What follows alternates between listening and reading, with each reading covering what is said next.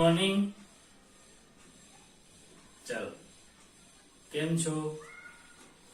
આપણે કક્ષા 9 હિન્દીમાં આગળ 15મું એકમ દાજ્યું કહાનીને સમજ્યા, એનો અભ્યાસ કર્યો. હવે આગળ गद्य છે निबंध प्रकार 16वां, भारतीय संस्कृति में गुरु शिष्य संबंध, जिसके रचयिता है आनंद शंकर माधवन जी, जिसमें हमें मैक्स मुलर, गामा पहलवान, रामकृष्ण परमहंस, स्वामी विवेकानंद, साधु पहलवान और संगीतज्ञ और मुस्लिम और हिंदू गुरु और शिष्य की परंपरा जो हमारे भारतवर्ष में रही है उसकी ओर का चितार जो है, शिक्षा प्रणाली जो है उसकी ओर का एक करारा व्यंग्य करते हुए आनंद शंकर माधवन जी ने हमें यहाँ बहुत कुछ ऐसे समझाने का, सोचने के लिए ऐसे कटिबद्ध किया है.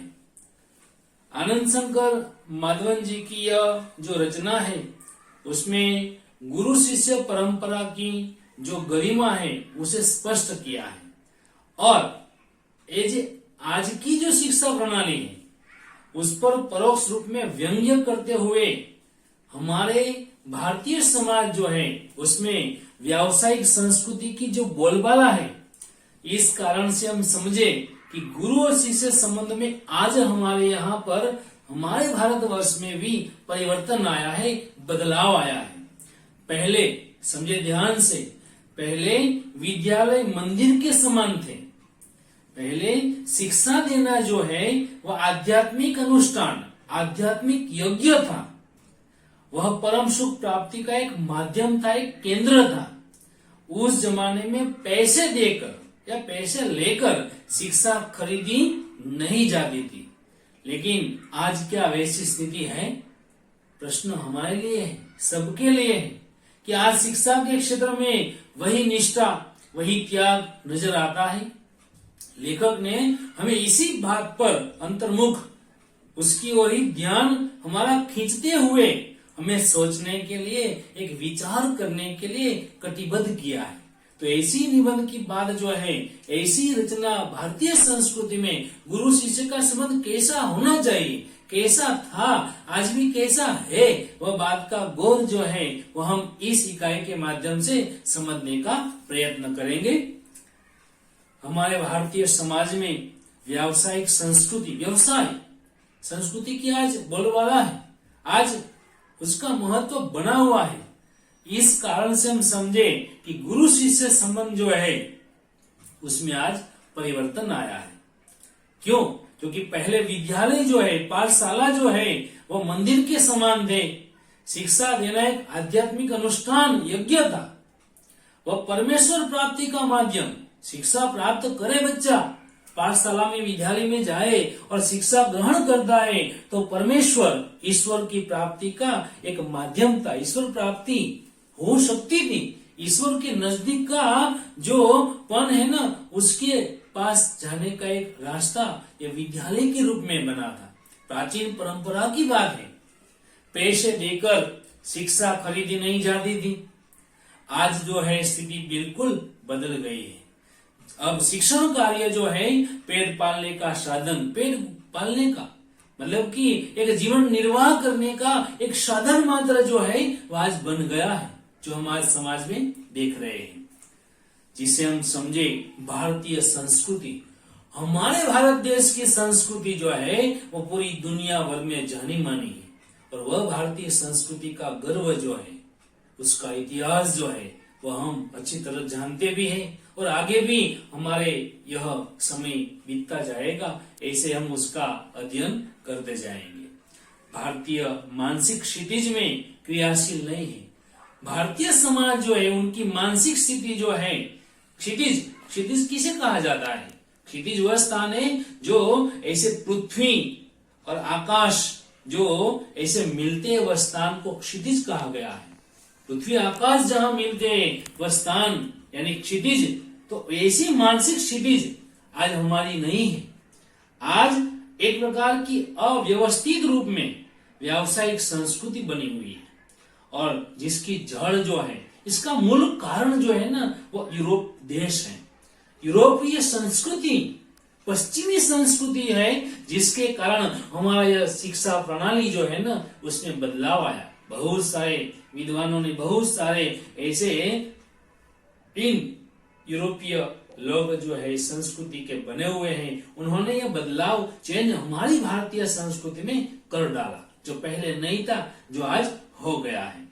भारतीयों के सार्वजनिक व्यवहार जो है, उसमें गुरु शिष्य का संबंध जो है वह ऐसे आज परिवर्तन हो गया है। गुरु वेतन भोगी नहीं होते थे। पहले समय में वेतन पर गुजारा करने वाले पहले नहीं थे। वेतन ले और अपना गुजरान चलाए, ऐसे नहीं थे। और नहीं, शिष्य जो है गुरु का, उसे शुल्क देना, उसे फीस देना, उसे पैसे देना पड़ता था।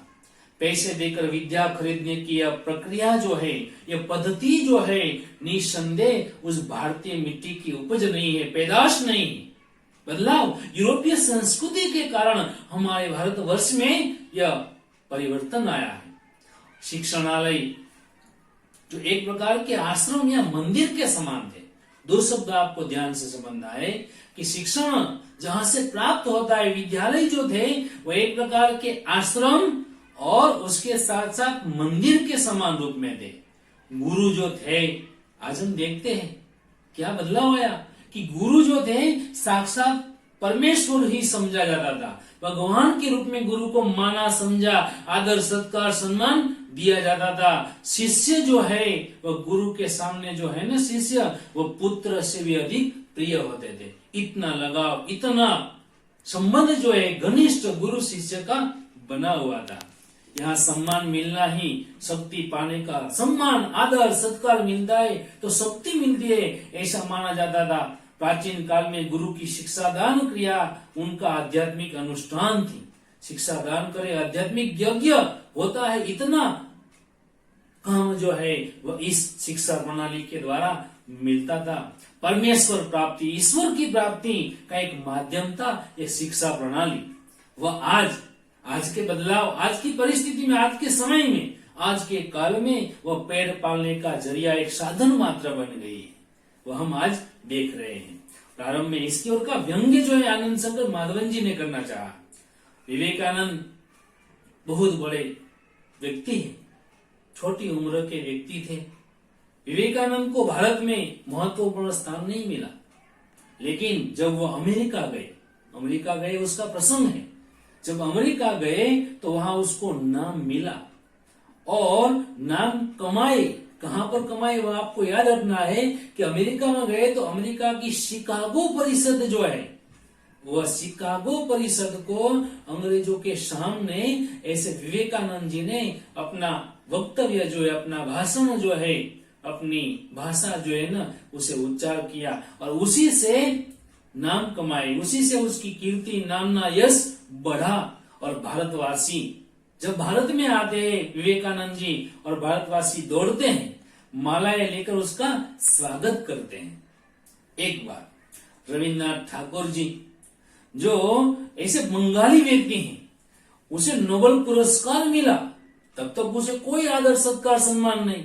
गुरु शिष्य की बात हम समझ रहे हैं, आदर सत्कार की बात समझ रहे हैं। नोबेल पुरस्कार मिलता है तो बंगाली लोग दौड़ते हैं और राग सुर जो है, राग आलाप करने लगते हैं कि हमारे ठाकुर, हमारे कठोर सपूत, हमारा ठाकुर छे, हमारा सप्त सपूत छे, सुपूत के रूप में, सपुत्र के रूप में ऐसे उसे पहचाना। कब? पहले पहचानते नहीं थे, लेकिन नोबेल पुरस्कार मिलने पर इतना आदर सत्कार सम्मान रविन्द्रनाथ ठाकुर को बंगाली लोगों ने दिया। दक्षिण भारत में भी कुछ समय पहले भरतनाट्यम और कथकली को कोई पूछता नहीं, कोई जानता नहीं था ये नृत्य को, लेकिन जब विदेशों में मान मिला, विदेशों में उसका आदर सत्कार हुआ, तो आश्चर्य से भारतवासी लोग जो है ना, वो भी विचार करने लगे, सोचने लगे कि हमारी संस्कृति जो भारत की है, उसमें इतनी बड़ी अपूर्व चीजें जो है, इतना बड़ा गहरा ज्ञान जो है, इतनी अभूतपूर्व बात जो है ना, छिपी हुई है, पड़ी हुई है। यहाँ के लोगों को अपनी खूबसूरती नजर, अपनी खूबसूरती जो है, अपने चेहरे की चमक जो है, अपनी संस्कृति की चमक जो है नजर नहीं आती, मगर पराये दूसरे के सौंदर्य को देखकर वो मोहित हो जाते हैं, जो हमारे भारतवर्ष में है। और जिस देश में ज्ञान पाने के लिए, जो हम मैक्स मुलर की बात समझ रहे हैं, जो जर्मनी में जन्मे हुए हैं। मैक्स मुलर एक बहुत बड़े व्यक्ति हैं और उसने जिस देश में, कौन सा, हमारे देश भारतवर्ष में ज्ञान पाने के लिए जीवन भर प्रार्थना की, और उस देश के निवासी, वह भारत देश के निवासी जो है ना, वह जर्मनी, विलायत, विदेश जाने, स्वर्ग जैसा अनुभव करने की बात करते हैं। विदेश जाते तो स्वर्ग में गए हैं ऐसा अनुभव करते हैं। और जर्मनी में जन्मे हुए मैक्स मुलर जो देश में आने के लिए प्रार्थना करते रहे, जीवन भर प्रार्थना करते रहे, और वो भी भारतीय संस्कृति, भारत देश का ज्ञान प्राप्त करने की बात मैक्स मुलर से जुड़ी हुई है। और ऐसे लोगों को प्राचीन गुरु शिष्य संबंध की महिमा सुनाना, गधे को गणित सिखाने जैसा, अयोग्य को ज्ञान देना जैसा व्यर्थ प्रयास ही हो सकता है। बहुत बड़ा एक प्रसंग है गामा पहलवान का, जो चित्र के साथ भी आप इस इकाई के साथ देखेंगे। एक बार सुप्रसिद्ध भारतीय पहलवान की बात, गामा था। पहलवान गामा मुंबई आए।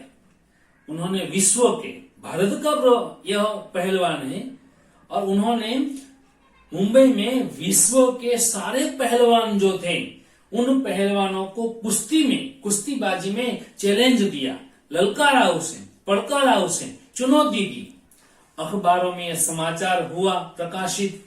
तो एक पारसी व्यक्ति पत्रकार ने उत्सुकता जानने की इच्छा के भाव से गामा के नजदीक जाकर उसे पूछा कि साहब, विश्व के किसी भी पहलवान से लड़ने के लिए तो आप तैयार हैं। गामा पहलवान से कहा पारसी पत्रकार ने, तो आप अपने पहले अमुक शिष्य जो है उससे लड़के विजय प्राप्त करके दिखाओ। शिष्य और गुरु के संबंध की बात गामा पहलवान का उदाहरण लेकर हम समझने का प्रयत्न करें। क्या कहा कि आप विश्व के जो पहलवान है उसे लड़ने के लिए सज्ज है, तो पहले अपना शिष्य जो है, गुरु शिष्य के संबंध की बात, अपना शिष्य जो है उससे लड़कर पहले उससे विजय प्राप्त करके आप दिखाओ, ऐसा पारसी पत्रकार ने कहा। तो गामा आजकल के शिक्षा प्रणाली जो उसमें रंगे नहीं थे, शिक्षा क्रम में रंगे नहीं थे। गामा जो है वह ऐसे जो आजकल की प्रणाली है उसमें नहीं थे, इसलिए उन्होंने ये शब्द जो है, पारसी पत्रकार के ये शब्द जो है उसने हैरान कर दिया, और आंखें फाड़कर आश्चर्य भाव से देखकर वह पत्रकार की ओर चकित होकर देखते रह गए। बाद में धीरे से कहा, पहलवान गामा ने कहा, भाई साहब, मैं हिंदुस्तानी हूं। क्या बताया? मैं हिंदुस्तानी हूं और हमारा एक निजी रहन सहन है, शायद आप इससे परिचित नहीं हैं। अपने हिंदुस्तान के गर्व की बात गामा पहलवान ने बताई। जिस लड़के का आपने नाम लिया, लड़ने की बात, शिष्य की बात बताई है, पत्रकार से बताया, वह मेरे पसीने की कमाई है। पसीने की कमाई मतलब कठिन परिश्रम जो मेरा क्या पहलवानी सिखाने का है, उसका वो फल है, और मेरा खून है, वह मेरे बेटे से भी अधिक मुझे उसे प्यार है। और इसमें मतलब कि मेरे शिष्य और मुझ में फर्क ही कुछ नहीं है। मैं लड़ा या वह लड़ा, दोनों बराबर ही होगा। गुरु शिष्य का संबंध इतना गहरा था कि मैं लड़ू या मेरा शिष्य लड़े, कोई भी लड़े तो दोनों समान है, कोई बदलाव नहीं है, कोई फर्क नहीं है। हमारी अब परंपरा को आप समझने की चेष्टा करें, प्रयत्न करें, प्रयास करें। हम लोगों को वंश परंपरा जो है उससे शिष्य परंपरा अधिक प्रिय है। गामा पहलवान ने पारसी पत्रकार से बताया, समझे, वंश परंपरा, विरासत वारसा में મળેલી जो परंपरा है उससे शिष्य की परंपरा जो है, शिष्य प्रणाली जो है, शिष्य गुरु का संबंध जो है वो अधिक प्रिय है। ख्याति, नामना, कीर्ति, यश, प्रभाव में हम सदा यह चाहते हैं। गुरु के रूप में पहलवान गामा ने बताया कि हम अपने शिष्यों से कम प्रभावी रहे, शिष्य से कम प्रभावी रहे। गुरु नीचा रहे, अपना शिष्य जो है वह ऊपर उठे। यानी हम यही चाहेंगे कि संसार में जितना नाम मैंने कमाया उससे कहीं अधिक मेरे पिता कमाए। मतलब मुझे लगता है आप हिंदुस्तानी नहीं हैं। गामा पहलवान ने पत्रकार पारसी व्यक्ति से बताया आप हिंदुस्तानी नहीं है, इसलिए हिंदुस्तान की वह परंपरा शिष्य की गुरु की जो रही है वह आप समझ नहीं पाते। इतना संबंध गामा पहलवान के उदाहरण के द्वारा हम समझ सकते हैं कि गुरु के रूप में रहे गामा अपने शिष्य को कितना ऊंचा उठाना चाहते थे, कितना उसके प्रति उसको गर्व था। भारत में भी गुरु शिष्य संबंध का भव्य रूप आज भी हम देखते हैं। 3 ऐसे पात्र हैं जहां पर गुरु शिष्य का संबंध आज भी पाया जाता है। एक साधुओं है, दूसरा पहलवान है और तीसरा संगीतज्ञ संगीतकारों जो है उसमें थोड़ा बहुत यह गुरु शिष्य का संबंध आज भी ऐसे भारतीय संस्कृति में है। भगवान रामकृष्ण वर्षों तक योग्य शिष्य को पाने के लिए प्रयत्न करते रहे। उनके जैसे व्यक्ति को भी उत्तम शिष्य, योग्य शिष्य पाने के लिए रो रो कर प्रार्थना करनी पड़ी थी और ऐसे उसको मिले बहुत बड़े कठिन परिश्रम के पश्चात शिष्य स्वामी विवेकानंद। इसे समझा जा सकता है कि एक गुरु के लिए उत्तम शिष्य कितना महंगा और महत्वपूर्ण है। एक गुरु के लिए उत्तम शिष्य कितना महंगा होता है, कितना महत्वपूर्ण होता है, कितना उस गुरु के सानिध्य में वह रहे और ऊंचा उठे ना, वह महत्वपूर्ण की बात रामकृष्ण परमहंस और उसके शिष्य स्वामी विवेकानंद के द्वारा हम समझ सकते हैं। संतान प्राप्ति वर्ग उन्हें दुख नहीं देता, पर बगैर शिष्य के रहने के लिए एकदम तैयार नहीं होते। सच्चे गुरु ऐसे होते हैं जो अगर उसे संतान नहीं है तो कोई दुख नहीं है, कोई पीड़ा नहीं है, लेकिन शिष्यों के बगैर रहे वो एकदम तैयार नहीं रहते। इस संबंध में भगवान यीशु भगवान का एक कथन है जो स्मरणीय है, जो याद रखने योग्य है। उन्होंने कहा था कि मेरे अनुयायी, मेरे शिष्य जो है मुझसे कहीं अधिक महान है और उनकी जुतिया होने की योग्यता भी मुझ में नहीं है। क्या बताया है कि मेरे अनुयायी लोग मुझसे अधिक महान हैं और उनकी जुतिया, पैरों में पहनने वाली जुतिया शिष्यों के समान के रूप में होने की योग्यता मुझ में नहीं। इतना महत्व एक भगवान ईसा ने अपने इन कथन के द्वारा समझाना चाहा। अपने शिष्यों को इतना ऊंचा उठाने का महत्व जो है भगवान ईसा का कथन हमें समझा जाता है।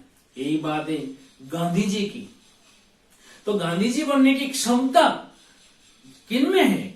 उन्हें गांधी जी अच्छे लगते हैं। मुझे गांधी जी अच्छे लगते हैं तो मुझे गांधी जी के विचार, वाणी, वरदान जो भी है वो मेरे में मैं अपनाऊंगा तो मुझे गांधी जी बनने की मुझ में क्षमता बनी रहेगी, ऐसा कहा जा रहा है। और वे ही उनके पीछे चलते हैं। विवेकानंद सिर्फ उन्हें पसंद आएंगे, सबको नहीं, उन्हें पसंद आएंगे जिनमें विवेकानंद बनने की, विवेकानंद जैसे विचार जो है, वाणी जो है, वर्ताव जो है वह अंदर रखने की अद्भुत शक्ति निहित है, अद्भुत शक्ति समाई है, वही विवेकानंद बन पाएगा। नाम से नहीं, लेकिन विवेकानंद के गुण जिसके अंदर होने चाहिए, गांधी जी जैसे गुण जिसके अंदर होंगे वही गांधी जी, वे विवेकानंद बन पाएंगे।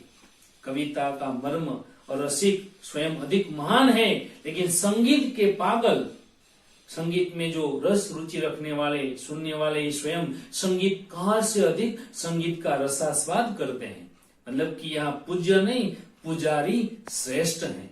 यहाँ सम्मान पाने वाला नहीं, सम्मान देने वाला व्यक्ति जो है वो महान है। स्वयं पुष्प में कुछ नहीं है, एक फूल है उसमें कुछ नहीं है, लेकिन पुष्प का सौंदर्य जो है, पुष्प जो खिला हुआ है ना, वह सौंदर्य उसे आने वाली दृष्टि में है, उसे देखने वाले की दृष्टि में उसे आह्लादक, उसके मोहित करता है। दुनिया में कुछ नहीं है, दुनिया में भी कुछ नहीं है। जो कुछ भी है ना वह हमारी चाह, हमारी इच्छा है, उसमें है, हमारी दृष्टि में है। हम अपनी आंखों से देखते हैं, उसमें सब कुछ समाया हुआ है। हम कैसे भाव से देखते हैं, वह दृष्टि में सब कुछ है। अच्छे भाव से देखेंगे तो ये दुनिया अच्छी दिखाई देगी, बुरे भाव से देखेंगे तो बुरी दिखाई देने वाली है। दुनिया में है कुछ नहीं, हमारी चाह, हमारी इच्छा, हमारी नजर, हमारी दृष्टि में सब कुछ समाया हुआ है। यह अद्भुत भारतीय व्याख्या अजीब सी लग सकती है, पर हमारे पूर्वज जो है वह सदा इसी पद, इसी राह, इसी मार्ग के यात्री रहे। इसी मार्ग पर चलकर वह अपना जीवन यापन कर गए। उत्तम गुरु है, कौन हो सकता है? वह उत्तम गुरु है जिसमें जाति भावना नहीं है, जाति भेद नहीं है। आज हम देखते हैं कितने मुसलमान पहलवान जो है, पहलवान की बात समझे, जो आज भी देखे जाते, पाए जाते हैं, कितने मुसलमान पहलवानों के हिंदू चेले हैं। पहलवान मुसलमान है, उनका शिष्य, उनका चेला कौन है? हिंदू है। और कितने संगीतकारों के मुसलमान शिष्य भी हैं, कितने संगीतकार हैं हिंदू हैं, उसके शिष्य मुसलमान भी हैं।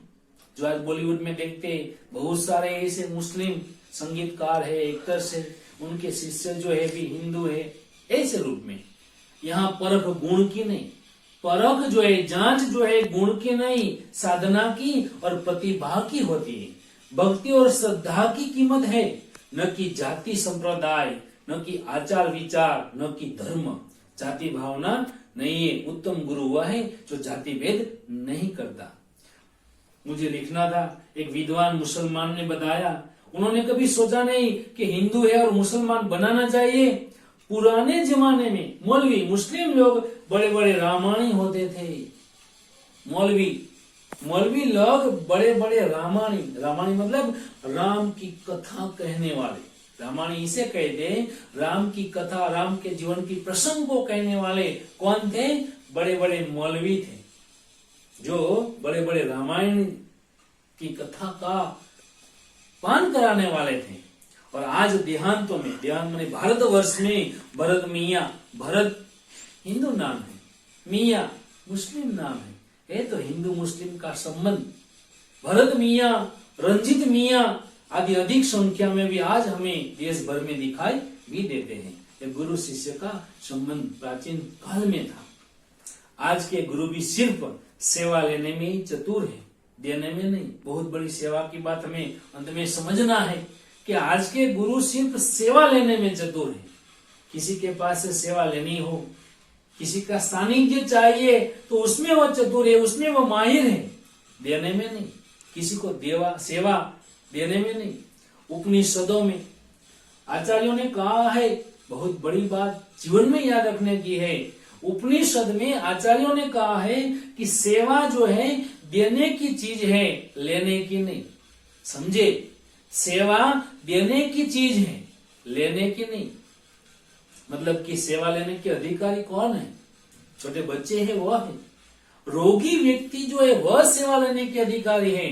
असहाय है, वृद्ध है, बीमार है, ऐसे लोग जो है ना, वह परमेश्वर का ही मूर्त रूप समझा जाता है। वह सेवा लेने के अधिकारी है। थोड़ी ठाम है, सशक्त है, मजबूत है, शरीर से पूरे सक्षम है, वह सेवा लेने का अधिकारी नहीं है। तो उपनिषद के आचार्यों की बात हमें भी याद रखना है कि किसी से भी हम सेवा न लें, किसी की हम सेवा करें। हाँ, ऐसी परिस्थिति बीमारी रूप में है तो हम किसी की सेवा ले सकते हैं, क्योंकि वहां पर जरूरत है। बाकी हमसे हो सके इतना हमें दूसरों की सेवा, दूसरों की मदद, दूसरों की सहायता करने की बात इस ऐसे उपनिषद के एक आचार्य के वाक्य के द्वारा समझना है। सेवा रूपी पूजा से उनकी शक्ति को प्रज्वलित करने की क्षमता और सहृदयता रखने वाले ज्ञानी और तपस्वी पुरुष पुरोहित आजकल के गुरु नहीं है। किसी भी देव मंदिर, कोई मंदिर है, उसकी मूर्ति की शक्ति, एक मूर्ति पत्थर की बनी है, लेकिन फिर भी उतनी वह मूर्ति की शक्ति उतनी मात्रा तक संभव है जितनी मात्रा तक उसके पुजारी जो है, जो सुबह शाम पूजा करता है, और पुजारी की भाव पूजा, उसके हृदय के भाव जो है, भाव से जो पूजा कर दे, नैवेद्य धरने की जो भावना भरी होती है, उससे समाई हुई है। देव मंदिर की मूर्ति की शक्ति उतनी मात्रा तक संभव रहेगी जितनी मात्रा तक पुजारी का भाव है।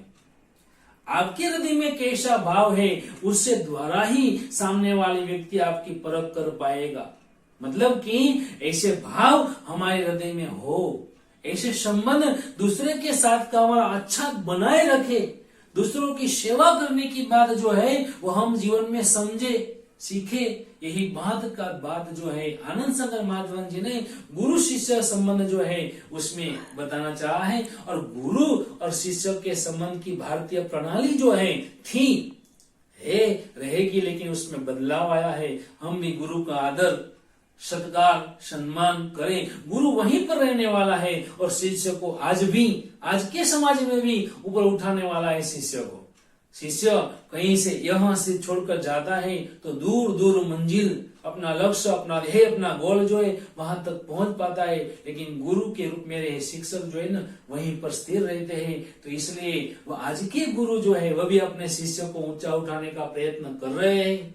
भले ही यह शिक्षा प्रणाली की बात आज बदलाव हो गई है, भले ही आज ऐसे व्यंग्य की बात हम यहाँ समझे, लेकिन फिर भी हम अपने जीवन में ऊंचा उठे, हम अपने जीवन में कोई कारकिर्दी बनाए तो भी अपने गुरु के प्रति का अपना आदर जो है, सत्कार जो है, मान जो है, सम्मान जो है वो कभी भी कम नहीं होने देना है। वह बात गुरु शिष्य संबंध के द्वारा वर्तमान परिस्थिति की ओर का व्यंग्य करने की बात को हम छोड़े और समझे कि हम भी अपना संबंध अपने गुरु के साथ का अच्छा बनाए रखें। अस्तु।